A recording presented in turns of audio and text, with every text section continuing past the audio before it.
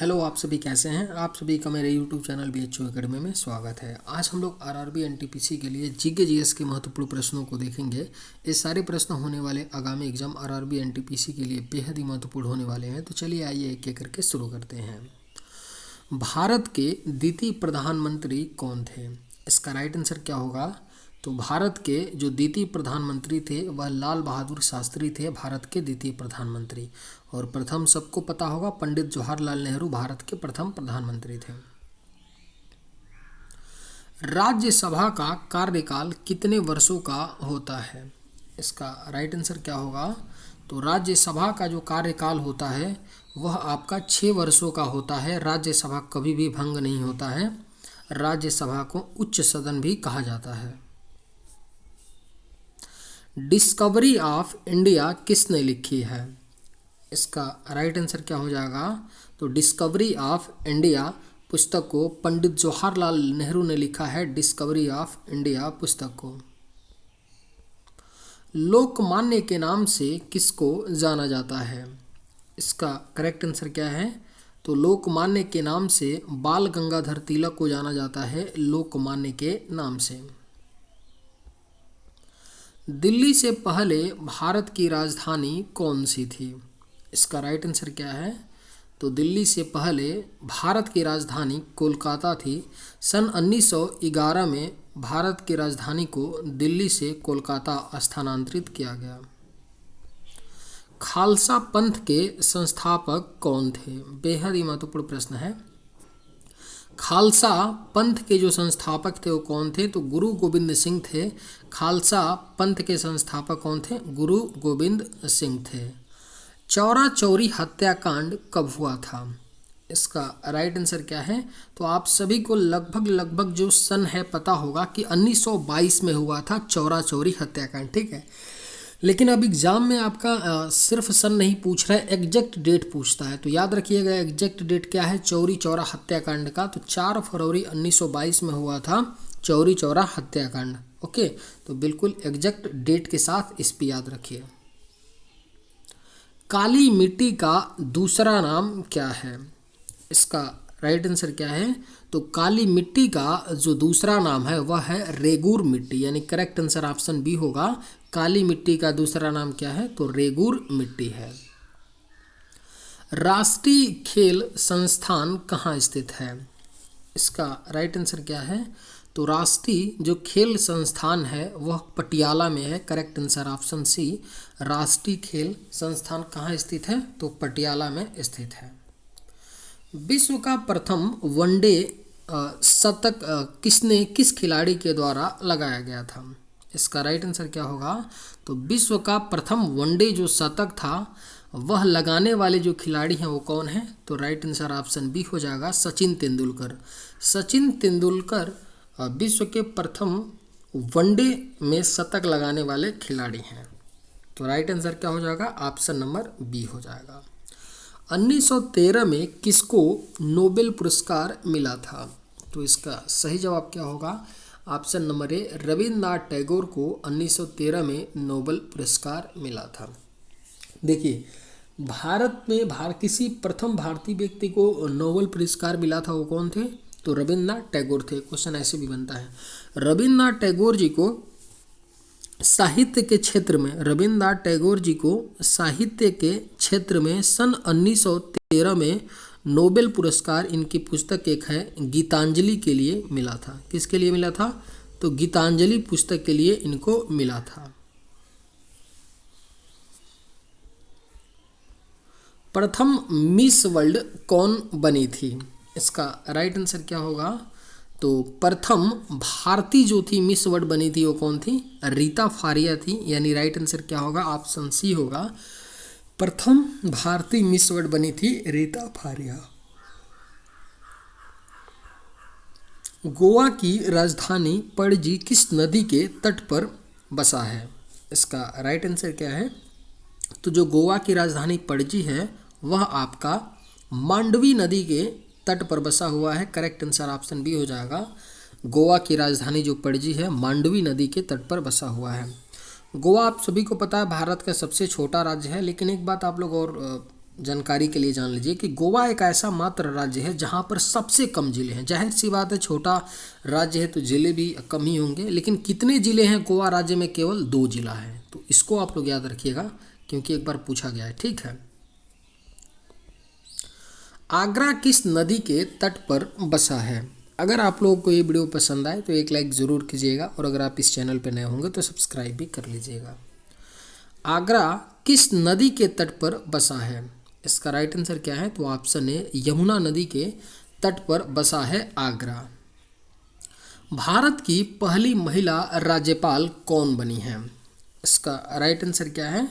तो जो भारत की पहली महिला राज्यपाल हैं वह सरोजनी नायडू हैं। सरोजनी नायडू भारत की पहली महिला राज्यपाल हैं जो 15 अगस्त 1947 को संयुक्त प्रांत की राज्यपाल बनी थी। संयुक्त प्रांत यानी वर्तमान में उसका क्या नाम है? तो उत्तर प्रदेश। उत्तर प्रदेश का पहले नाम क्या था? संयुक्त प्रांत। संयुक्त प्रांत की यानी उत्तर प्रदेश की राज्यपाल बनी थी सरोजनी नायडू 15 अगस्त 1947 को, और मार्च 1949 तक राज्यपाल रही थी। मार्च 1949 तक। मार्च 1949 में इनका देहांत हो गया था, यानी कि अपने देहांत तक वो क्या थी? राज्यपाल थी उत्तर प्रदेश यानी संयुक्त प्रांत की। सरोजनी नायडू की बात करें तो यह भारत की प्रथम महिला हैं जो भारतीय राष्ट्रीय कांग्रेस की अध्यक्ष बनी थी। 1925 में कानपुर में 1925 के कानपुर अधिवेशन में भारतीय राष्ट्रीय कांग्रेस की अध्यक्ष बनी थी। 1925 में कानपुर, तो इसे भी आप लोग याद रखिएगा। विश्व का सबसे अधिक वर्षा वाला स्थान है? इसका राइट आंसर क्या है? तो ऑप्शन बी मानसीराम है। मेघालय का मानसीराम है जहां पर सबसे अधिक वर्षा वाला स्थान है। राज्यपाल की नियुक्ति कौन करता है? इसका करेक्ट आंसर क्या होगा? तो राज्यपाल की जो नियुक्ति है वह राष्ट्रपति के द्वारा की जाती है। राज्यपाल की नियुक्ति। गीत जय हो के लेखक कौन है? इसका राइट आंसर क्या है? तो गीत जय हो के जो लेखक हैं वह गुलजार हैं, यानी करेक्ट आंसर ऑप्शन बी होगा। गीत जय हो के लेखक कौन है? गुलजार। कौन सा शहर गंगा नदी के किनारे स्थित है? इसका राइट आंसर क्या हो जाएगा? तो निम्न में से कौन सा शहर है जो गंगा नदी के किनारे स्थित है? तो राइट आंसर ऑप्शन है कानपुर शहर क्या है? गंगा नदी के किनारे स्थित है।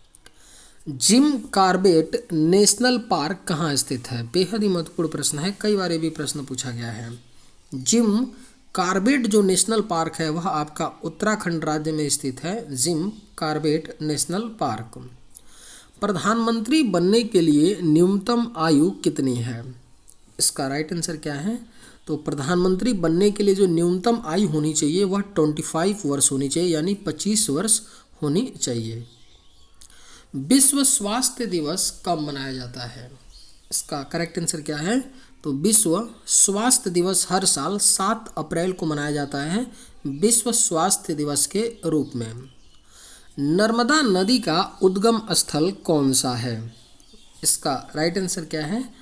तो नर्मदा नदी का जो उद्गम स्थल है वह आपका है अमरकंटक की पहाड़ियाँ। अमरकंटक की पहाड़ियाँ है नर्मदा नदी का उद्गम स्थल। कौन सा है? तो अमरकंटक की पहाड़ियाँ। भारत की पहली भूमिगत मेट्रो ट्रेन कहाँ चली थी? इसका राइट आंसर क्या होगा? तो भारत की जो पहली भूमिगत मेट्रो ट्रेन चली थी वह कोलकाता में चली थी। Correct answer option D. Manipur की राजधानी क्या है? आप सभी को पता होगा मणिपुर की जो राजधानी है वह आपका है इम्फाल, यानी करेक्ट आंसर ऑप्शन डी। प्रधानमंत्री की नियुक्ति कौन करता है? इसका राइट आंसर क्या है? तो प्रधानमंत्री की जो नियुक्ति है वह राष्ट्रपति करता है। राष्ट्रपति लोकसभा में बहुमत दल के नेता को प्रधानमंत्री के रूप में नियुक्ति करता है। अंग्रेज भारत कब आए थे? इसका राइट आंसर क्या है? तो जो अंग्रेज थे वह भारत सन 1600 ईस्वी में आए थे। भारत की सबसे बड़ी नदी कौन सी है? इसका राइट आंसर क्या होगा? तो तो जो भारत की सबसे बड़ी नदी, यहाँ बड़ी मत कीजिए, यहाँ लंबी कर लीजिए, भारत की सबसे लंबी नदी कौन सी है? तो इसका राइट आंसर क्या हो जाएगा? ऑप्शन नंबर ए, गंगा नदी है भारत की सबसे लंबी नदी, जिसकी लंबाई 2525 किलोमीटर है। और भारत की राष्ट्रीय नदी गंगा नदी को कहा जाता है, जिसे सन 2008 में भारत की राष्ट्रीय नदी घोषित किया गया। भारत का सर्वोच्च वीरता पुरस्कार कौन सा है? इसका करेक्ट आंसर क्या है? तो भारत का सर्वोच्च जो वीरता पुरस्कार है वह आपका है परमवीर चक्र, यानी करेक्ट आंसर ऑप्शन डी। निम्न में से ताजमहल कहाँ पर स्थित है? आप सभी को पता होगा, आगरा में स्थित है ताजमहल। कहाँ पर स्थित है? तो आगरा में स्थित है। कर्नाटक की भाषा क्या है? इसका राइट आंसर क्या है? तो कर्नाटक की जो भाषा है वह आपका कन्नड़ है, यानी करेक्ट आंसर ऑप्शन बी होगा, कर्नाटक की भाषा कन्नड़। विश्व में सबसे ज़्यादा आबादी वाला देश कौन सा है? आप सभी को पता होगा कि विश्व में सबसे ज़्यादा जो आबादी वाला देश है अपना प्यारा भारत देश है, विश्व में सबसे ज़्यादा आबादी वाला देश। मोहन बागान किस खेल से संबंधित है? इसका राइट आंसर क्या है? तो मोहन बागान एक क्लब है जो संबंधित है आपका फुटबॉल खेल से, करेक्ट आंसर ऑप्शन ए होगा। भारतीय राष्ट्रीय कांग्रेस की प्रथम महिला अध्यक्ष कौन थी? इसका राइट आंसर क्या है? तो भारतीय राष्ट्रीय कांग्रेस की जो पहली महिला अध्यक्ष थी एनी बेसेंट थी। एनी बेसेंट 1916 में भारतीय राष्ट्रीय कांग्रेस की अध्यक्ष बनी थी। बहादुर शाह जफर कौन था? इसका राइट आंसर क्या है? तो बहादुर शाह जो जफर था वह अंतिम मुगल सम्राट था, यानी करेक्ट आंसर ऑप्शन ए। राष्ट्रीय गीत वंदे मातरम के रचयिता कौन है? इसका करेक्ट आंसर क्या है? तो ऑप्शन सी, बंकिम चंद्र चटर्जी हैं राष्ट्रीय गीत वंदे मातरम के रचयिता। हम्पी का रथ किस राज्य में स्थित है? इसका करेक्ट आंसर क्या होगा? तो हम्पी का जो रथ है आपका कर्नाटक राज्य में स्थित है, हम्पी का रथ। स्वर्ण-बेलगोला किस धर्म से संबंधित है? इसका करेक्ट आंसर क्या होगा? तो जो स्वर्ण-बेलगोला है यह आपका जैन धर्म से संबंधित है, यानी correct answer option D. Pandit Jawaharlal Nehru की समाधि स्थल का नाम क्या है? इसका करेक्ट आंसर क्या है? तो पंडित जवाहरलाल नेहरू की समाधि स्थल का नाम है शांति घाट, यानी करेक्ट आंसर ऑप्शन बी हो जाएगा। पंडित जवाहरलाल नेहरू की समाधि स्थल है शांति घाट। और लाल बहादुर शास्त्री की समाधि स्थल का क्या नाम है? तो इसका राइट आंसर क्या होगा? ऑप्शन नंबर ए होगा, विजय घाट है। लाल बहादुर शास्त्री की समाधि स्थल का नाम है विजय घाट, यानी करेक्ट आंसर क्या होगा? ऑप्शन नंबर ए हो जाएगा। चलिए आज की वीडियो में बस इतना ही। अगर आप लोगों को ये वीडियो पसंद आए तो एक लाइक ज़रूर कीजिएगा। थैंक्स।